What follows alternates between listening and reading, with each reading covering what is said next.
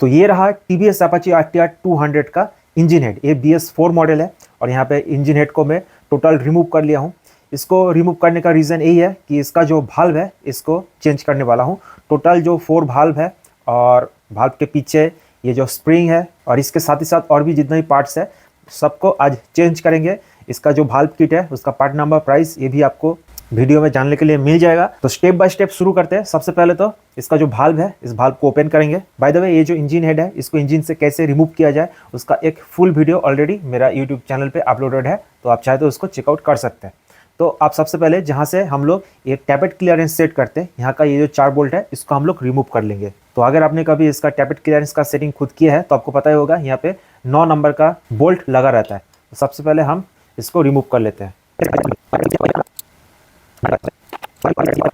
By the way इसका जो 2 rocker arm है, दोनों रॉकर आर्म को भी मैं रिप्लेस करने वाला हूं। तो रॉकर आर्म के साथ ही, मतलब नया वाला रॉकर आर्म के साथ ही ये जो बोल्ट है ये बोल्ट भी मिल जाएगा, तो पुराने वाला बोल्ट को रखने का जरूरत नहीं पड़ेगा। सो बोल्ट हमारा रिमूव हो गया है। अब ऊपर का इसको आप सिर्फ हाथ से ही घुमा सकते हैं।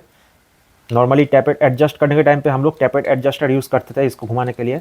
अभी ये हाथ से ही आ जाएगा बाहर। तो ये रिमूव हो चुका है।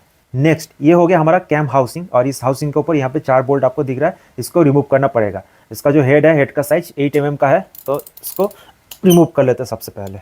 ध्यान रखने वाली बात यह है, इस साइड का बोल्ट और इस साइड का बोल्ट 2 अलग अलग है, तो आप उसको पहचान कर रखिए, बाद में मिक्स अप ना हो जाए। तो 4 बोल्ट को रिमूव करने के बाद नेक्स्ट जो रॉकर आर्म है, रॉकर आर्म का सैफ्ट को हमें निकालना पड़ेगा। तो रॉकर आर्म का सैफ्ट इस 2 पॉइंट पे आपको दिख जाएगा। तो यहाँ से स्क्रू ड्राइवर के मदद से आप यहाँ से पुश करिए, तो उस साइड से ये जो सैफ्ट है ये आराम से बाहर आ जाएगा, कुछ इस तरह से। ये रॉकर आर्म का सैफ्ट बाहर आ गया, और रॉकर आर्म का सैफ्ट जब भी बाहर आ जाएगा तो आपका ये जो रॉकर आर्म है ये भी आराम से बाहर निकल जाएगा। तो ये हो गया हमारा रॉकर आर्म और ये रॉकर आर्म का सैफ्ट। इस साइड के लिए भी सेम प्रोसेस है।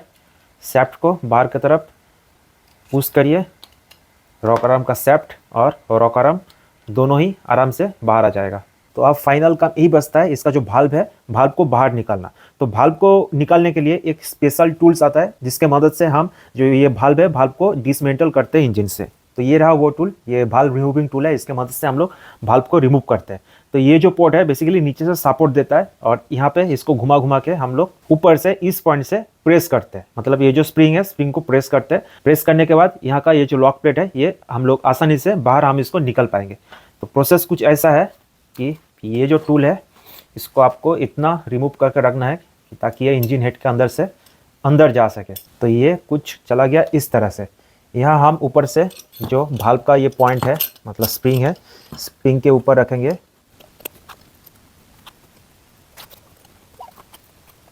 ओके, आई होप इस पॉइंट से आपको समझ में आ रहा है। नीचे से नीचे इस पॉइंट में हम लोग भाल्व को नीचे से प्रेस करके रखें, और ऊपर इस पॉइंट पे हम लोग स्प्रिंग को प्रेस करेंगे। तो मैं जब भी इसको रोटेट करूंगा तो ये धीरे धीरे टाइट होता रहेगा और अंदर का जो स्प्रिंग है उसको प्रेस करेगा। तो यही है इस टूल को यूज़ करने का फॉर्मूला। तो बस अभी मुझे इसको धीरे धीरे घुमाते आना पड़ेगा। ऑलराइट, तो इतना प्रेस करने के बाद अंदर का जो क्वार्टर भाल्व है वो बाहर आ चुका है। तो आपको ये चीज़ सामने से दिखाना पड़ेगा। तो स्प्रिंग को मैं प्रेस कर दिया हूँ और अंदर का जो क्वार्टर भाल्व है वो लूज हो गया इस पॉइंट पे। देखा आपने, ये टूट नहीं गया है, ये ऐसा ही होता है, दोनों पार्ट में रहता है। तो इस साइड का क्वार्टर भाल्व लूज हो गया है, तो आपको इस तरह से ही जो स्क्रू ड्राइवर है, एक पतला सा स्क्रू ड्राइवर लेके इसको बाहर कर देना है। और अगेन इस साइड में भी एक क्वार्टर भाल्व अंदर है, यह भी टाइट है। तो स्प्रिंग को मैं और थोड़ा प्रेस करूँगा। कि स्प्रिंग को मैं थोड़ा टाइट कर रहा था तो ये जो दूसरा पार्ट है ये अपने आप ही बाहर आ गया, ये वाला पार्ट खुद ही बाहर आ गया। तो बेसिकली इसी को क्वार्टर भाल्व कहा जाता है, और ये ऐसा टूटा नहीं रहता है, ये ऐसा ही होता है, दोनों पार्ट में अलग अलग रहता है। और यही वो चीज़ है जो स्प्रिंग को अपनी जगह पे लॉक करके रखता है। मतलब ये निकल गया तो आपका जो स्प्रिंग है वो भी लूज हो गया है। अब मैं इसको सिर्फ रिमूव कर दूंगा तो जो स्प्रिंग है और अंदर का जितना भी सामान है अपने आप ही वो बाहर आ जाएगा। तो अभी मैं इसको कर रहा हूँ लूज। ओके, ये आ गया बाहर, और अंदर का भी जितना भी सामान है देखिए एकदम लूज हो गया है, सब अपने आप बाहर आ जाएगा। ठीक है, तो इसको मैं इस साइड से प्रेस करूँगा तो ये जो भाल्व है मेरा धीरे धीरे बाहर आ जाएगा। तो ये हो गया हमारा भाल्व। सबसे पहले बाकी जो 3 भाल्व है इसको पहले रिमूव कर लेते हैं।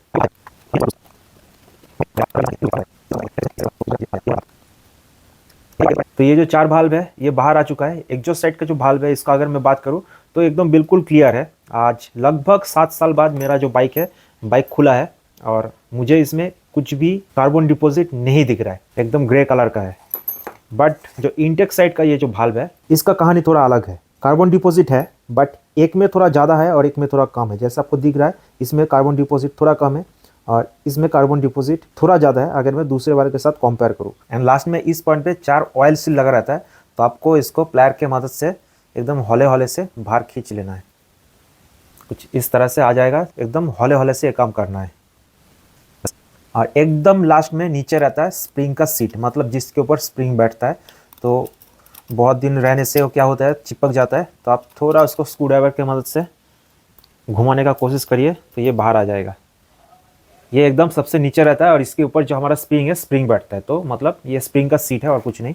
एग्जॉस्ट साइड वाला जो है ये थोड़ा जैम हो गया है क्योंकि एग्जॉस्ट साइड में हीटिंग जो है थोड़ा ज़्यादा होता है। एग्जॉस्ट साइड को थोड़ा ज़्यादा तेल लगाना पड़ेगा और कुछ नहीं, बाहर तो दोनों ही आ जाएगा।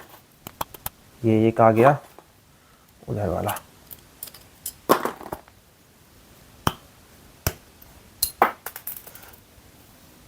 आ गया, चारों का चारों। तो हमें भाल्व को रिप्लेस करने के लिए, मतलब भाल्व किट टोटल रिप्लेस करने के लिए जितना भी चीज़ हमें रिमूव करना था हम लोग सब कुछ रिमूव कर लिया है। तो अब बारी है थोड़ा क्लीनिंग वूलिंग मारने का और उसके बाद जो नया भाल्व किट है उसको हम लोग इंस्टॉल करेंगे। और आगे किसी को अंदर का ये जो कैम सेफ्ट है वो भी चेंज करना है, तो वो भी कोई बड़ा बात नहीं है। यहाँ का ये जो बोल्ट है इसको आप रिमूव कर लीजिए, स्टार हेड वाला, और ये जो प्लेट है दोनों को रिमूव कर लीजिए। ये प्लेट क्या करता है, ये जो बियरिंग है, बियरिंग को अंदर के साइड थोड़ा धकल के रखता है ताकि ये बाहर ना आ जाए। बाद बाकी ज़्यादा कुछ यहाँ पे इंजीनियरिंग नहीं है। इसको बाहर की तरफ पुल करिए तो ये आराम से बाहर आ जाएगा। तो ये हो गया हमारा कैम सेफ्ट और बियरिंग। बियरिंग दोनों साइड पे लगा रहता है, इस साइड पे भी और इस साइड पे भी। ऑलराइट, तो ये रहा हमारा भाल्व किट। ये रहा पार्ट नंबर और प्राइस आपको दिख रहा है।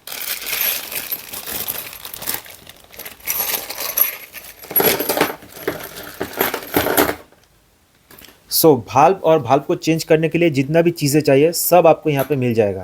तो ये तो हो गया हमारा 4 भाल्व इंटेक और एग्जॉस्ट के लिए, 4 स्प्रिंग, स्प्रिंग का जो सीट है, गैस्केट और क्वार्टर भाल्व, सब आपको यहाँ पे एकदम कंप्लीट सेट यहाँ पे मिल जाता है। तो मैं एक चीज़ नोटिस किया, जैसे ये हो गया हमारा एग्जॉस्ट का भाल्व और ये रहा मेरा पुराना वाला एग्जॉस्ट भाल्व। दोनों को मैं साइड बाय साइड कंपेयर करके देखा तो जो चीज़ मुझे पता चला कि ये जो पॉइंट है, मतलब ये जो सीट है यही बैठता है हमारा इंजन के हेड पे। तो यहाँ पे बहुत ज़्यादा नहीं, मतलब प्रॉब्लम करने के लिए जितना होना चाहिए उतना कैविटी यहाँ पे बन चुका है और एरिया भी बहुत ज़्यादा खुरदुरा हो चुका है जैसा आपको दिख रहा है। तो यस, अगर बात करें एग्जॉस्ट वाल्व का तो इसका टाइम हो चुका था इसको रिप्लेस करने के लिए। बट इंटेक वाल्व में मुझे उतना खास कुछ भी डिफरेंस देखने के लिए नहीं मिला। पुराना वाला में कार्बन डिपॉजिट के लिए थोड़ा ये जो स्पेस है, मतलब जो सीट है, आपको कम दिख रहा है, नया वाला में ज़्यादा दिख रहा है। बट ऐसा कोई बात नहीं है, जितना एरिया बैठता है उतना एरिया ही चिकना है, बाकी सब काला है। इसको लगाने के बाद 2 दिन में इसका हालत भी इस तरह ही हो जाएगा। बट कहना ही चाहता हूँ कि मेरा बाइक आज 6.5 साल की ऐसा पुराना है और 50,000 किलोमीटर के आसपास चल चुका है। और एट दिस पॉइंट मेरा इंटेक भाल्व अभी भी ठीक ठाक ही है, चल जाएगा। बट एग्जॉस्ट भाल्व का जो हालत है थोड़ा खस्ता हो चुका है और इसको चेंज करने का टाइम आ चुका था। अभी भी चल जाता है, ऐसा कोई प्रॉब्लम नहीं है और चल भी रहा था। मैं बस, मतलब मेरा इंजन का काम था तो मैं सोचा इंजन तो खुल ही रहा है तो सबको एक साथ चेंज ही कर देते हैं। तो यही रीज़न था। जो चीज़ मैं एकदम बेकार में ही परचेस कर लिया वो है रोकाराम, क्योंकि ये हो गया हमारा नया रोकाराम और ये हो गया पुराना वाला। दोनों रोकाराम को मैं एकदम साइड बाय साइड कंपेयर करके देखा, दोनों में कुछ भी प्रॉब्लम नहीं है, मतलब चेंज करने लायक कुछ भी हुआ ही नहीं है। मैं सोचा ये जो बियरिंग है शायद ये घिस गया होगा, ये तो नया वाला है, ये पुराना वाला। बट बियरिंग भी एकदम नया जैसा ही है। तो रोकाराम रिप्लेसमेंट करने का कोई ज़रूरत नहीं है। टीवीएस सर्विस सेंटर से ही मुझे बताया था कि रोकाराम चेंज करना है। ये मेरा डिसीजन नहीं था, पर बाद में मैं खुद ही सोचा कि मैं खुद ही काम करूँगा तो मैं रोकाराम को परचेस कर ही लिया था। बट अभी मुझे पता चला कि रोकाराम को चेंज करने का कोई ज़रूरत था ही नहीं। मैं फोकट में इसको ख़रीद लिया, तो जो भी है अभी ख़रीद लिया तो चेंज कर ही देंगे। बट पुराना वाला जो मेरा रोकाराम है ये एकदम सही है, टोटल वर्किंग कंडीशन में है, कोई प्रॉब्लम नहीं है। तो रख देता हूँ, फ्यूचर में अगर काम आएगा तो आ जाएगा। बाय द वे जितना भी चीज़ें मैं यहाँ पे आपको बता रहा हूँ और दिखा रहा हूँ सबका पार्ट नंबर आपको डिस्क्रिप्शन बॉक्स में मिल जाएगा। आप डिस्क्रिप्शन बॉक्स को एक बार चेकआउट कर लीजिए। और कैम सेट को भी मैं रिमूव किया था। कैम सेट में यहाँ पे एक छोटा सा मैकेनिकल डिज़ाइन है, इसका क्या काम है इसके ऊपर एक शॉर्ट वीडियो में बनाया हूँ। होपफुली आपने वो देखे होंगे, नहीं देखे होंगे तो चेकआउट कर लीजिए। बहुत ही इंटरेस्टिंग एक मैकेनिकल डिज़ाइन है ये, और इसका क्या काम है सब मैं डिस्कस किया हूँ उस वीडियो में। तो अभी वक्त है ये सबको असेंबल करने का, तो चलिए देखते हैं असेंबल का प्रोसेस कैसे होता है। ऑलराइट, तो भाल्व को इंस्टॉल करने से पहले इसको इंस्टॉल करने का जो मेकानिज़म है, मतलब इसका जो लॉकिंग का मेकानिज़म है वो मैं आपको दिखा देता हूँ, तो इंस्टॉलेशन के वक्त आपको समझने में थोड़ा ईजी रहेगा। तो ये हो गया हमारा भाल्व, और इसको कहते हैं रिटर्नर स्प्रिंग भाल्व। तो ये रहता है सबसे ऊपर इस पॉइंट में, और ये जो देख पा रहे हैं इसको कहते हैं क्वार्टर भाल्व। ये दोनों मिला के एक पार्ट होता है, बेसिकली राउंड शेप का है ये, मतलब इस तरह बीच में से इसको काट दिया है। तो अभी देखिए ये लॉकिंग जो मेकानिज़म है इसका कैसे काम करता है। तो सबसे पहले आपका ये जो रिटर्नर सिल्व है, मतलब इसके नीचे स्प्रिंग रहेगा, बाकी का सामान भी रहेगा, इसको डाल देना है प्रेस करने के बाद। और फिर ये जो क्वार्टर भाल्व है आपको सिर्फ इसके ऊपर प्लेस कर देना है। ये भाल्व के ऊपर प्लेस कर दिया, ये चला गया इसके अंदर, रिटर्नर भाल्व के अंदर। तो इस साइड पे एक गया, और दूसरा जो पार्ट है वो दूसरे साइड पे इस तरह से डाल देना है।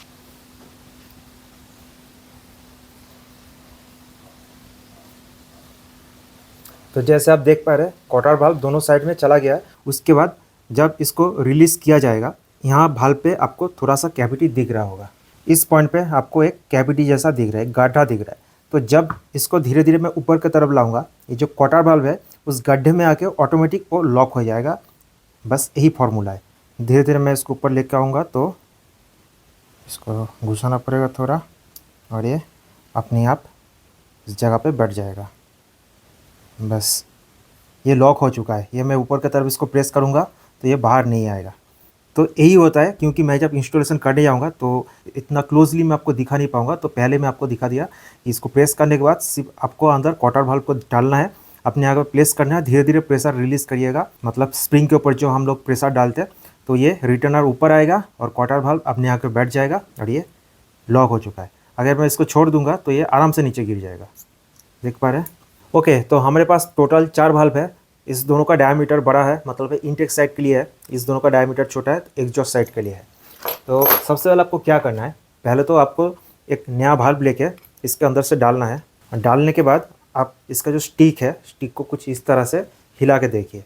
अगर आपको लगता है कि इसके अंदर ये स्टिक जो है मतलब इस डायरेक्शन में ऐसा ऐसा फ्रीली मूवमेंट कर रहा है, तो आपका ये जो इंजन हेड है इसको चेंज करने का टाइम आ गया है। क्योंकि मतलब ये जो पाइप है जिसके अंदर से भाल्व पास होता है, ये रिपेयर नहीं होता है, ना ही रिप्लेस होता है। तो आपका ये टोटल इंजन हेड ही आपको चेंज करना पड़ जाएगा। और सेम काम आपको अपोजिट साइड से भी करना है। भाल्व को डालना है, डाल के इस तरह से हिला हिला के देखिए। हल्का, एकदम हल्का, अगर नेग्लिजिबल अमाउंट हिल रहा है उससे कोई प्रॉब्लम नहीं है। बट कुछ ज़्यादा ही अगर मूवमेंट हो रहा है, जो नोटिसेबल मूवमेंट है, तो मतलब आपको ये इंजन हेड चेंज कर लेना चाहिए, वरना वहाँ से ही आपका जो इंजन का कॉम्प्रेशन है वो लीकेज होने का चांसेस रहेगा। सबसे पहले हम लोग क्या करेंगे, जो ये ऑयल सील है इसको पहले इंस्टॉल कर लेंगे।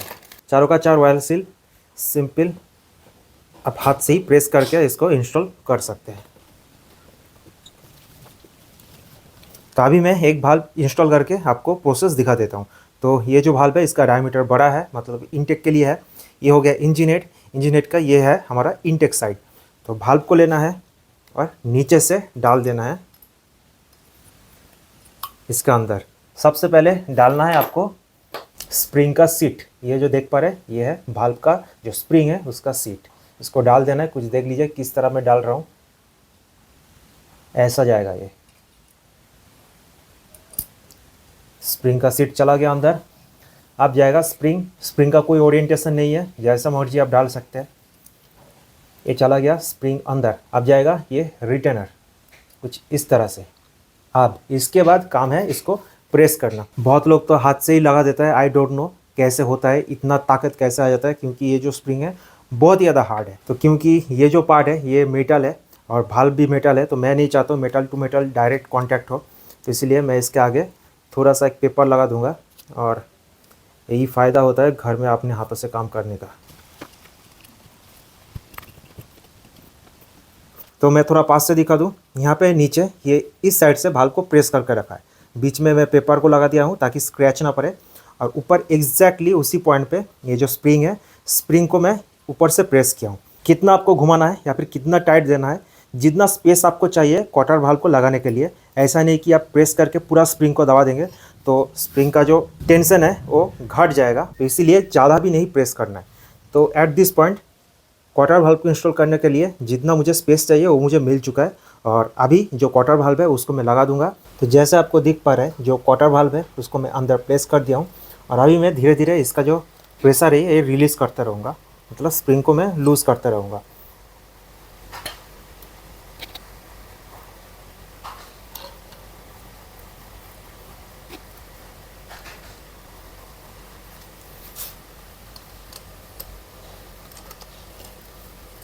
और ये अभी ढीला हो गया है, जैसा आपको दिख भी रहा है।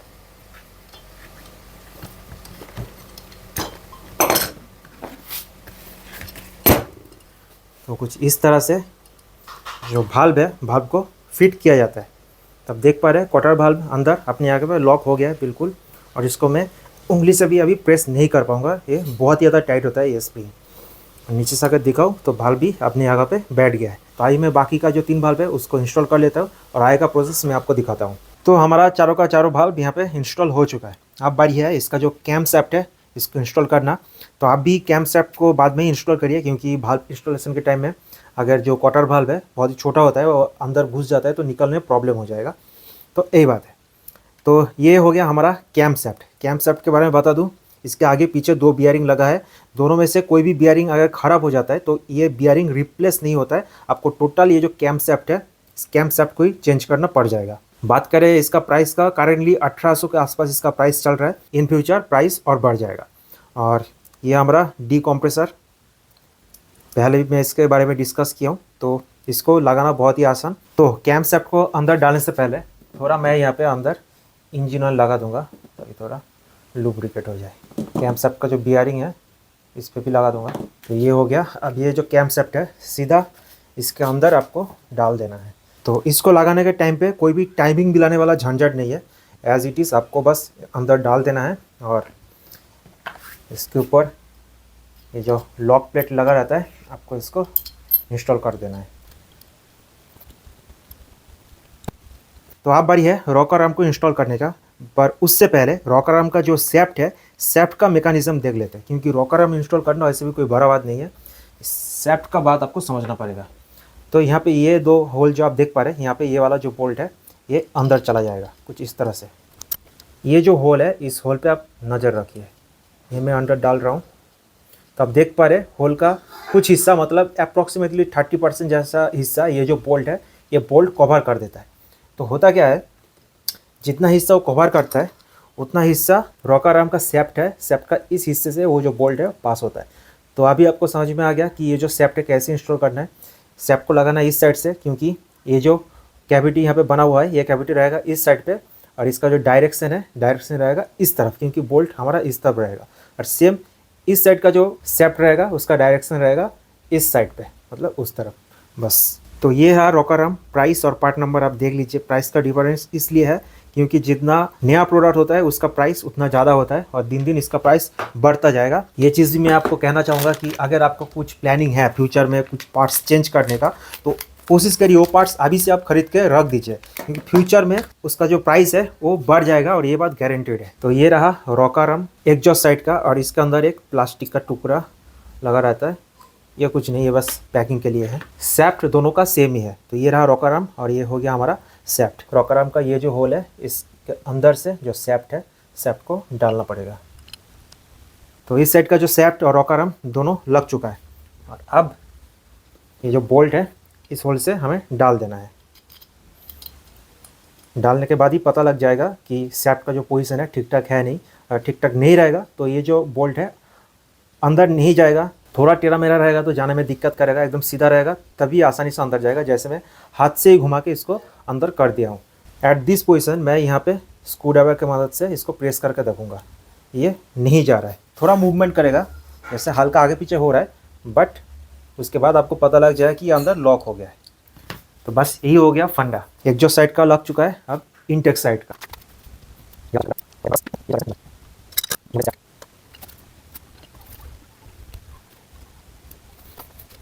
बोल्ट को अगर सिर्फ आप हाथ से ही घुमा के आसानी से अंदर डाल पा रहे हैं, इसका मतलब जो सेफ्ट है, सेफ्ट आपका सही घुसा है। और इस साइड का ये बाकी का ये जो बोल्ट यहाँ पे लग जाएगा। सो इसके बाद ये जो 4 बोल्ट है, इसको अगर मैं कस दूंगा तो हमारा जो इंजन हेड का असेंबली है ये हो जाएगा कंप्लीट।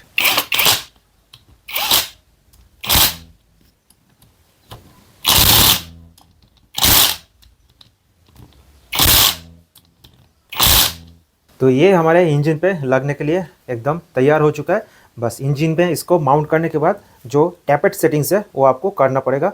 बस इतना ही काम अब बचा है इसके लिए। By the way, Apache RTR 200 का इंजन रिलेटेड और भी अदर जितना भी काम है, जैसे कि पिस्टन किट कैसे चेंज करना है, सिलेंडर को कैसे चेंज करना है, या फिर क्रैंक केस को कैसे ओपन किया जाता है, कैसे स्लीपर क्लच हो या फिर मैग्नेट कॉइल को रिमूव किया जाता है, इसके बारे में डिटेल वीडियो आपको ऑलरेडी मेरे चैनल पे मिल जाएगा। तो आप चाहे तो मेरे चैनल को विजिट करके उस वीडियो को भी देख सकते हैं। सो मिलते हैं आपसे नेक्स्ट वीडियो में। Till then stay tuned.